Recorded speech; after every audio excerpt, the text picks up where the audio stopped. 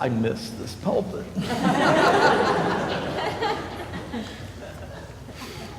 It's been a long time, and I appreciate your patience with me as I healed. But I really miss this pulpit. Last night I was in or near Tip City, Ohio, on a beautiful place called Harmony Farm, doing or presiding at the marriage of a young couple, both of whom were in my youth group like 10 years ago at St. Francis, and it was a wonderful occasion. Beautiful sunset over a pond. We were speaking of things of love and the greatest of these being love. And then today I come back here for my first time back in the pulpit, and our gospel is about dealing with troublemakers in the church. But I'm going to take it on anyway. So, as our gospel from Matthew today alludes, Jesus has some words of wisdom for us and how to deal with another in the church who has wronged you in some way, has sinned against you perhaps. So what are you supposed to do if another member of the church sins against you? Well, often in churches, unfortunately, what you do is you talk about them behind their back. Or perhaps if they sin against you, you just call a bunch of church folks and you complain about them. You might even want to start a letter writing campaign against them or text messaging against them.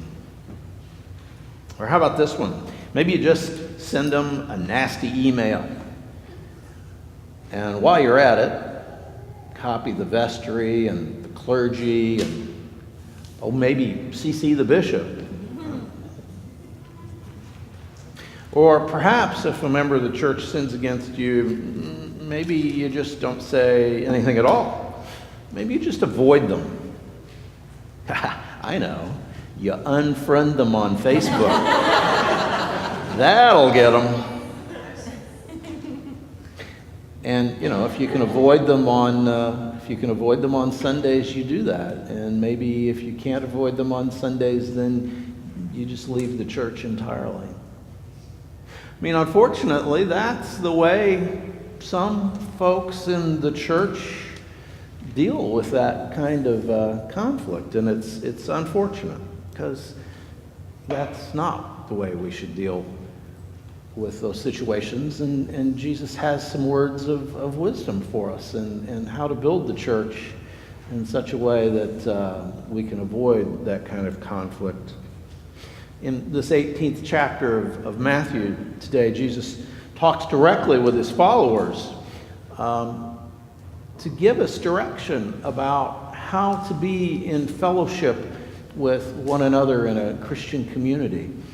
And he suggests, that if a brother or sister in the faith hurts you or angers you or saddens you or offends you in some particular way, what you should do is go directly to them and speak with them one-on-one about it. That's your very first step.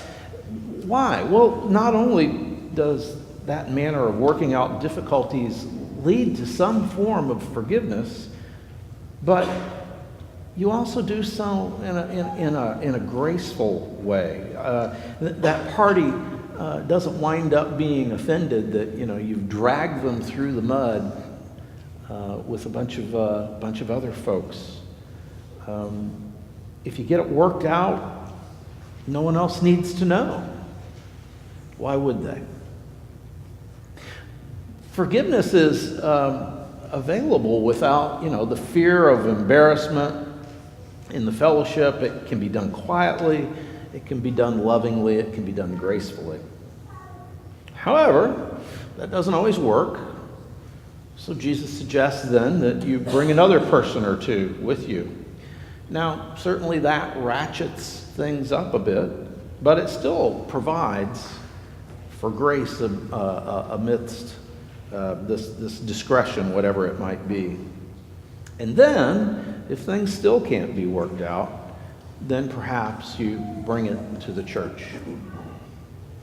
But I want to tell you, I've seen churches that have been totally undone by backbiting and whispering campaigns launched behind the scenes. It can be devastating. It can be devastating not just to attendance and finances, but it can be devastating to the whole Christian witness of that parish. It can be damaging to the universal church. For when that happens, the church ceases really to be a place of forgiveness, doesn't it? It becomes something else entirely. It ceases to be a place of grace or mercy. One might even say that it ceases to be a church in any real discernible fashion at that point. Forgiveness is meant to be at the core of who we are. And to be honest with you, if we can't do it between ourselves and the church, how can we ever begin to be agents of reconciliation out there in the world? I mean, think about that. Right here, Jesus gives us a very clear kind of a blueprint almost for how our communities might be holy places where holy relationships can flourish. And that's something we need to practice. That's something we need to think about until we can have that so ingrained in our very DNA that we can't imagine living in any other way. Because for Jesus, there really is no other way. And I don't know that there's much more that needs to be said about that. Amen.